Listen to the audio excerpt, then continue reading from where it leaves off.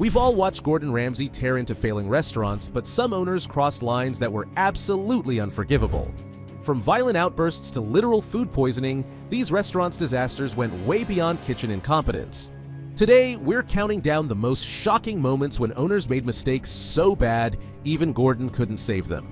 Buckle up, because these moments will make your jaw drop.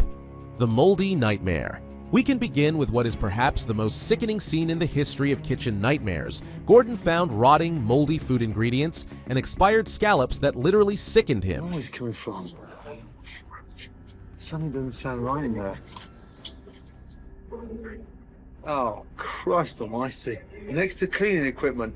How long has that been there? No, was not in there yesterday. So it died early hours this morning.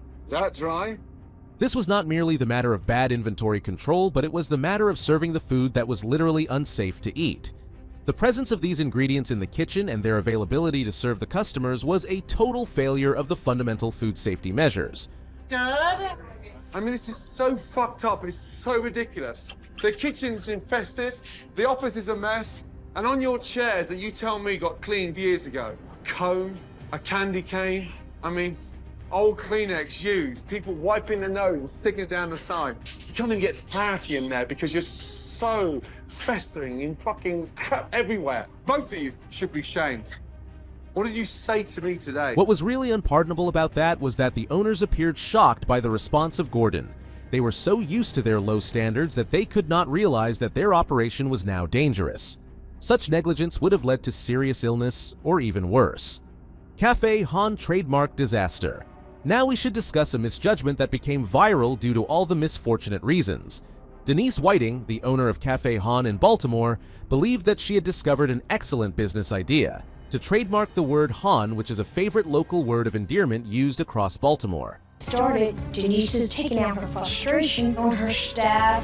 Oh, come on, really? What is this supposed to be? She can be very harsh. I'm surprised that I have anyone left in the kitchen, to be honest with you. The next thing that occurred was a PR nightmare of the highest magnitude. The whole Baltimore community broke into an outcry.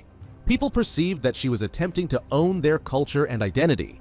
The publicity was so severe that demonstrators came out in front of her restaurant, and the tale went national. Part of a restaurant. She went to a newspaper and said, "I own it. I own the word." Locally, everyone's happy with the name of the restaurant, but they just weren't happy with her trying to own something that belonged to the town as opposed to her. Actually. Yeah. She was threatening businesses with losses. The lawsuits, I mean, it went that far. She had, apparently, This was not only poor business, but it was cultural tone deafness that was a total disrespect to the community that helped her. The damage was caused even after they were featured on Kitchen Nightmares. She later abandoned the trademark, but the damage was inflicted. The largest mistakes are made outside the kitchen at times. The stubborn menu disaster. Pride is the worst thing that can happen to a restaurant, and nowhere was it more evident than in the seafood at Volio. The chef owner had designed an enormous menu with dozens of items, and this was absolutely inappropriate to his smaller place and to his small staffing ability. It doesn't bother me. 10 tables and 110 items on the menu. Oh my God. I mean, I done cooked for a lot of hot shots. The owner was nothing but obstinate when Gordon told him that their huge menu was murdering their productivity and food standards. He never wanted to cut anything down and demanded that the customers had to be offered alternatives. But the point is here: when you are attempting to do everything, you will do nothing well. Through the motions of the food, thinking, this guy's given up. I ain't giving up. It tastes like you're pissed off. Well, I didn't think I was. Oh, I'm telling you I'm. This wasn't just about being set in his ways. This was about letting ego override basic business sense. The result? Endless wait times, inconsistent food quality, and a kitchen staff that couldn't keep up. Gordon's warnings fell on deaf ears, and the restaurant paid the ultimate price. Food poisoning nightmare. Certain mistakes in restaurants are nothing but embarrassing. The rest are literally violent. Gordon had seen something in Etzal Pizzeria which crossed all boundaries in food safety when a customer angrily vomited after consuming his shrimp and grits. Are you okay? Watch your feet, watch your feet. It's everywhere. There's some lady in the back projectile vomiting from, I think, something she ate. And yet it was the response of the owner that made this really intolerable. They did not simply solve the apparent food safety problems, but attempted to minimize it and justify it. It was not an isolated case of a bad meal, This was an issue of systematic negligence endangering the health of people. So that is... We've got our biscuit Benedict right there. That looks ridiculous. Thank you. No problem, enjoy. I'm not too sure about the word enjoy. I think I'm about to eat the worst Benedict I've ever got. And my eggs are hard-boiled. Eggs Benedict should be like a soft or any egg. The hollandaise sauce with barbecue sauce running through. What were they thinking? In the restaurant business, you cannot compromise on the safety of your customers. Their ability to release the contaminated food out of their kitchen demonstrated their abacus failure in their roles as the owners of the restaurants. Such negligence does not only cash in on businesses, it can even take lives. The dirty kitchen disaster. Gordon found something that made his stomach crunch at Leo Italian Grill, where shrimp was served that was undercooked, underdeveined, and cooked in dirty pans. This was not only about cleanliness standards, this was about simple food preparation which any professional kitchen was supposed to master. That is disgusting. They weren't deveined. It's literally so gross. It's actually inedible. How are we doing over here? My shrimp are not deveined.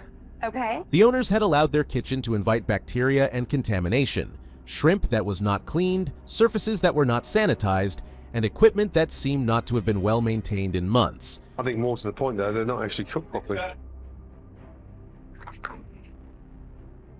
I know you're starting to get busy now, but are you using the same pan?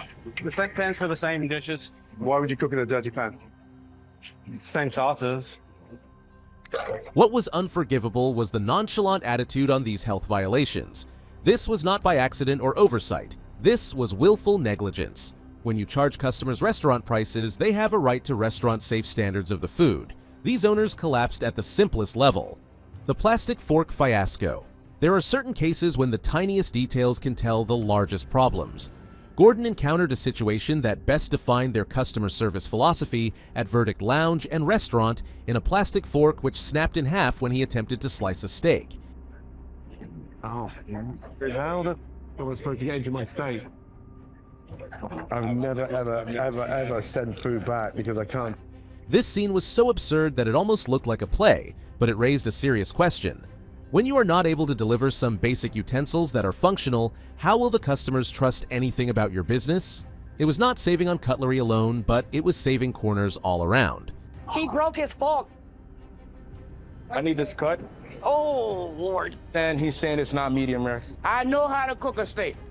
New Orleans rare. You don't like nothing. I did not appreciate Chef Ramsay pointing out this is bad. The plastic fork had become an icon of all that was wrong about the restaurant. Low-quality shortcuts, lack of attention to detail, total disregard of the customer experience. The smallest failures speak of the largest issues sometimes. Amy's Baking Company.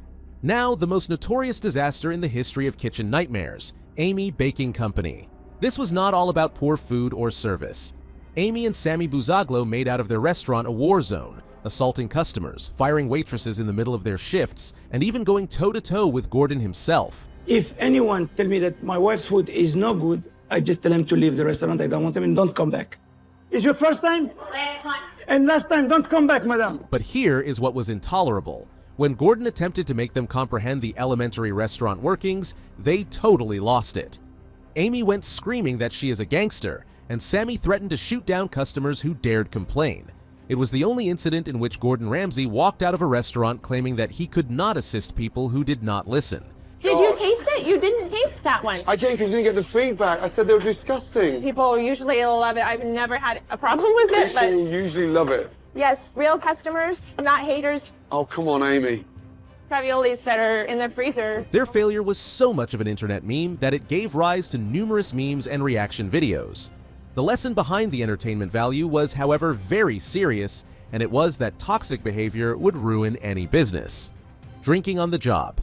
Alcohol and professional roosters are incompatible, but one head chef went to an extreme when he consumed large quantities of alcohol to the point of literally falling on the floor with cirrhosis. Pre-rush beer. This was not a case of inadequate judgment, but a case of putting the lives of all those in the restaurant at risk. A drunk cook who uses knives, works on hot surfaces, and makes a food safety judgment exposes both employees and patrons to grave danger. I saw you drinking some beer. 2 beers, sir. 2 beers. 2 beers. That is not the way forward. You got to get your head in the game because The kind of mistakes that you made tonight represents a chef that doesn't seem to give a shit. I do give a shit. This behavior was endured over a long period, which indicated a total lack of leadership and responsibility. Once the drinking issue of a person is made a matter of public safety, the drinking problem ceases to be a personal problem and becomes a common problem. The menu bizarre combinations. The restaurant owners lose track of reality. However, Lawrence Davy went further to the point of having menu items that appeared to be the result of a fever dream, such as chicken with banana and prawns with chocolate.